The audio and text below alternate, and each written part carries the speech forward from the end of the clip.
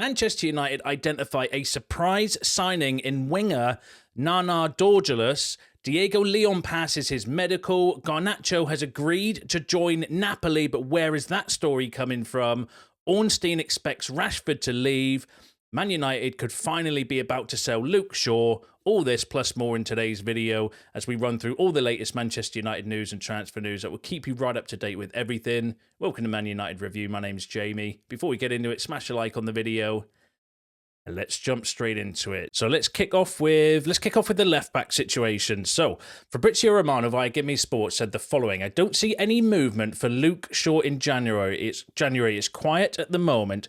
In the summer, there could be changes, but now it's quiet. In any case, United are looking for a left wing back. So Fabrizio Romano, I kind of interpret that to say that maybe United are planning to move Luke Shaw on. Obviously, there's not going to be much interest in January because he's injured, although he is rumoured to be coming back in the next couple of weeks. For how long? Answers on a postcard. Considering he's made 3 substitute appearances for Man United since February, I'm going to assume not very long. But that's really interesting that they may potentially be looking to move Luke Shaw on because he's well liked behind the scenes. He's always been seen like a few of the managers we've had recently really like Luke Shaw. He's obviously a good player when he plays. You just can't keep carrying a player that's just never fit. And I do. While I feel sorry for Luke Shaw because had he not broke his leg very young, his career could have looked completely different for United because when he's on form and on fire, he is a quality player. And obviously that leg break early that he got has just resulted in him just being so injury prone. It must be really frustrating for the player, and I do feel bad for him because that was really a career killer, I think, for him, although he's not exactly had, a bad career. But it could have been a lot better in terms of performances and stuff as well. But I do like the ruthlessness of that because we gave him a new contract when he'd been injured and was injury prone as well from the previous regime. And I do think that Ineos are not going to look at it and say, hold on, we can't keep paying you 150 grand a week or whatever he's on for you just to be in the med bay and not doing anything. So I do like the idea of finally kind of putting that to bed and moving Luke Shaw on unlikely January, because like I said, he's injured. Who's really going to take a pop on Luke Shaw when he's never played? But in the summer, then that's definitely one to kind of keep an eye on. And the Muppeteers said a similar thing as well. Said it's unlikely Shaw leaves this window. United will explore moving him on in the summer as well. So that's kind of, it's sad in a way because, like I said, Luke Shaw is a really, really good player when he plays. He just never plays, and you can't carry a player like that in your squad, especially not on the amount of money that he's on as well. So potentially one to keep an eye on for this summer, in my opinion, plus the opinion of the Muppeteers and Romano. Luke Shaw, we could finally see Luke Shaw leave the club. Obviously, we know we're looking for a left wing back. I don't know if we can get one in January because apparently the ones we're looking for are not available. So that might be something that gets pushed into the summer as well. But one left back that we are signing, Diego León, pictured yesterday at Old Trafford. Obviously, he's here having his medical. By all accounts, he has passed his United medical as well, coming from South American journalist. His brother has given some quotes saying that he was telling me that the place is impressive, that it is a dream place. He's already passed the medical test. Until a few hours ago, I was talking to him while he was at the Manchester United club. He can't even believe where he is now, so obviously excited. Ben Jacobs said that Diego León will sign a 4-year contract at Manchester United today. Manchester United plan to use Diego León in pre-season this summer to assess him, so obviously he's not coming in until July. But apparently, according to Ben Jacobs, he'll be in the first team squad, maybe go on the pre-season tour, and then they'll assess what they were going to do with him from there, whether they're going to keep him around in the reserves to be like a backup left back, or if he's not quite ready or seen at that level yet, maybe a loan. Maybe a loan might be on the cards for him as well. But massively excited about Diego León because he is a really good profile of player. And then to make it even better, James Ducker from The Telegraph said that Arsenal had entered talks with Ciro Portino to sign Diego León, but they were beaten to his signature by Manchester United. So United beaten Arsenal twice in the last few days, one on the pitch and one with Diego León, which just makes the deal even sweeter, in my opinion, as well. But very highly regarded, very highly thought after. We've spoken enough about Diego León, but still waiting for the official kind of photos and announcements and stuff. But he's there's been pictures of him with Garnacho and with Martinez. They're all online. And randomly, Kevin De Bruyne, I don't know what's happening there, but he's had his photo taken with Kevin De Bruyne.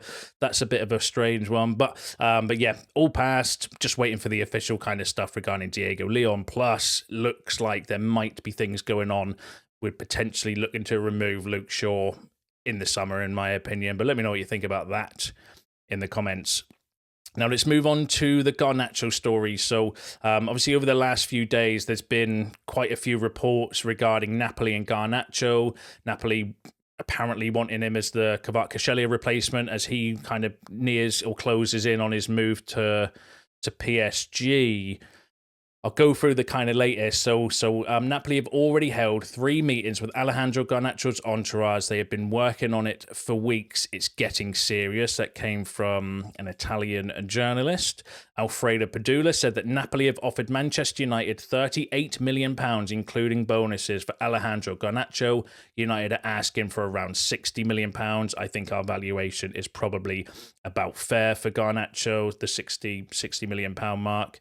£38 million seems like a bit of an insult, especially when you're selling Kvaratskhelia for €80 million or around that. I think it's about 60, but last time I heard, for Kvaratskhelia.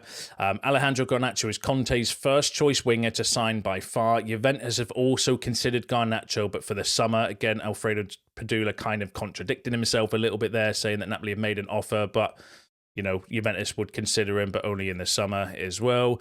Peter Hall, who works for iSport, not take with a pinch of salt, I would say. Napoli are interested in signing Alejandro Garnacho this month, with Manchester United willing to part ways if a fee of between 50 and 60 million pounds can be agreed.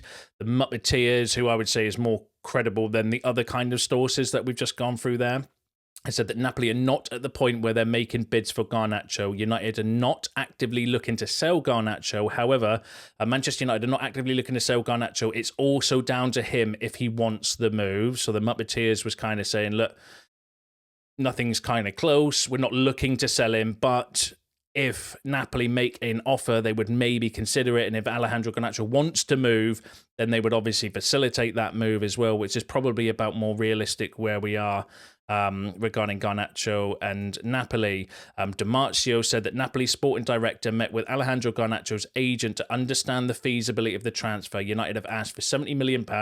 This is considered too much by Napoli. The feeling is it needs to be a different price or Napoli walk away. Napoli want Alejandro Garnacho or Timo Werner to replace the departing Kvaratskhelia. Meetings with agents will now take place. So that came from Di regarding Garnacho. Now, I've put this one out here. This has been debunked as not true. All right, but there was reports late last night from some aggregator accounts and all online. It kind of blew up a little bit regarding this story, saying that Alejandro Garnacho has agreed to join Napoli. He has accepted their proposal that apparently came from Alfredo Padula, but Alfredo Padula himself has debunked that and said he didn't say that, and that is not true. So if you're reading stories around Alejandro Garnacho's agreed to go to Napoli, Alfredo Padula himself has said, no, fake news. He didn't kind of mention those quotes, so you need to be careful with those kind of stories. What we'd kind of say about the Garnacho, reading between the lines, there might be some interest in Napoli for Garnacho. I don't want to dismiss that entirely. But again, the kind of outlets that are putting it out there they're not the most credible. And I just feel that Romano, who literally must just be up all night drinking Red Bull and taking some heavy substances with the amount of, stuff that he'll be getting during a transfer window, not just from United, but across the globe, because he's obviously one of the best journalists around there when it comes to football transfers and stuff. I just kind of feel that he would know a little bit about what's going on. He's all over the Kvaratskhelia deal, so he's clearly got links with Napoli and what's going on there. He kind of broke that before anybody. He was the one that officially broke that kind of story that said that, Kvaratskhelia had asked Napoli to leave and that he's going to be going to PSG and stuff. So these kind of, Di Alfredo Padula and stuff, I'm not saying that they're completely wrong, but they might be over-egging the pudding. So there might be interest from Napoli and Garnacho. The Muppeteers was kind of, I think the way he summarised it was probably right. We're not looking to sell him. Napoli are not close to getting him. But if they make a bid and Garnacho wants to go, we would maybe consider that offer. That's the way I kind of see the Garnacho situation. But I'd love your thoughts. Let me know what you think about the Garnacho situation in the comments. Now, another player that could potentially be leaving, Antony. We mentioned this yesterday. Antony is looking forward to playing in Spain after Real Betis' interest. He is likely to leave on loan. That came from UOL, the Brazilian outlet. Fairly decent, I would say. I've been, right a few times in the past, but they've also been wrong a few times. Like, they were the ones saying that Casemiro had agreed to join Saudi, and that hasn't materialized yet. So I would say at the minute we'll wait for a little bit more credibility, but they have been decent in the past regarding Brazilian players. The Muppetiers, though, said that Antony could potentially go on loan to Real Betis. He was open to a move, so we'll need to see how that kind of develops. The story around that is that we need to wait for Real Betis to sell before they can bring him in potentially. So that's one that kind of we'll need to keep a little bit of an eye on for you. And David Ornstein regarding Rashford said that on Rashford, if he thinks Rashford will leave during this transfer window, 3-1 answer, yes, I do. So you can take that as pretty much true, with David Ornstein kind of saying that kind of story. And then the last update we've got for you regarding Marcus Rashford comes from Damarcio, where he's saying that on Wednesday, Marcus Rashford's brother or agent will meet with Manchester United and communicate his decision on which club he wants to join. So Damarcio saying that we could, potentially be hearing something a little bit more tomorrow. Remember the clubs that are in for Rashford: Dortmund, Juventus, Barcelona, AC Milan, although AC Milan, there's a bit of a kind of toss-up between him and Kyle Walker at the moment, because they can only register, because of Brexit rules, they can only register, or they can only sign one player from the UK in the January transfer window. The reports are that they might also are interested in Kyle Walker, so it's a toss of a coin at the moment from what I'm reading between Kyle Walker and Marcus Rashford for AC Milan, so that could be a bit of a spanner in the works, and obviously we'll wait and see what their kind of priorities are regarding the whole situation, but hopefully there could be some kind of conclusion on that in the next few days, but I'll bring you any updates as they kind of develop. Now, I mentioned in yesterday's video that obviously if we're going to look to, Garnacho, rumours of him leaving, I would say take with a pinch of salt for now. I'd want more credibility before getting too kind of concerned around the Garnacho story. Antony might be one that's got a little bit of legs, but we're waiting for Celta Vigo to sell a player before they can potentially bring him in, and it's only going to be a loan deal anyway. Rashford does look likely. David Ornstein himself said, yes, he thinks Rashford's going to leave this month, and you can pretty much, like, if he's saying yes, then it is kind of very plausible that he would leave. And I mentioned in yesterday's video that if we're letting these forwards go, we need to bring somebody else in, because that massively weakens us in terms of, forward areas, in an area where we're struggling anyway, because Mount's injury prone, and, it would leave us kind of light. And I did actually say, weirdly, that, United are probably looking at some unknown player or some player that we've never been linked with, and then we'll just get a link randomly out of the blue by somebody. And lo and behold, yesterday Fabrizio Romano kind of dropped the kind of bomb around Nana Dorgeles. So Manchester United have added Nana Dorgeles from RB Salzburg to their list of options for the January or summer. The Malayan winger is being monitored by the club, and initial talks to be informed on the price or package took place. United keep working on that before making a decision. So Romano coming out with pretty much an exclusive, suggesting that Man United are monitoring and potentially interested in getting all the information around price and the package and stuff for Nana Dorgeles from RB Salzburg, which is massively exciting. We'll go through his kind of bits, like an overview of what sort of player he is and stuff in a second, but that's the sort of deal I was kind of on about, where we just get randomly linked with a random player that nobody's heard of, or nobody's linked us with, out of the blue. So a lot of these kind of mainstream stories, because United are not going to be going for like Kvaratskhelia and players like that, because I always think back to Sir Jim Ratcliffe's initial comments when he kind of took over the club, and he was saying that it's anybody can go out and buy Mbappe. That's not hard, and it's not kind of sensible to do. what's difficult and what's hard, or what makes more sense, is to go out and find the next Kylian Mbappe. Now, I'm not saying Nana Dorgeles is the next Kylian Mbappe, by the way, so do not take what I'm saying out of context, right? But it's the kind of principle of it, going and finding the next up-and-coming player, or the player that's kind of nobody's looking at, that you can the hidden gem, basically, and that could be Dorgeles, but let me know what you think in the comments. We'll go through the rest. So Manchester United have been monitoring Nana Dorgeles in the last 4 to 5 months. They like him, so that again shows that Ineos are keeping this stum, because I think we've done one. I had one link with him off of memory, and I think that was a story saying scouts were watching RB Salzburg, and it just listed about 3 or 4 players they could potentially be looking at.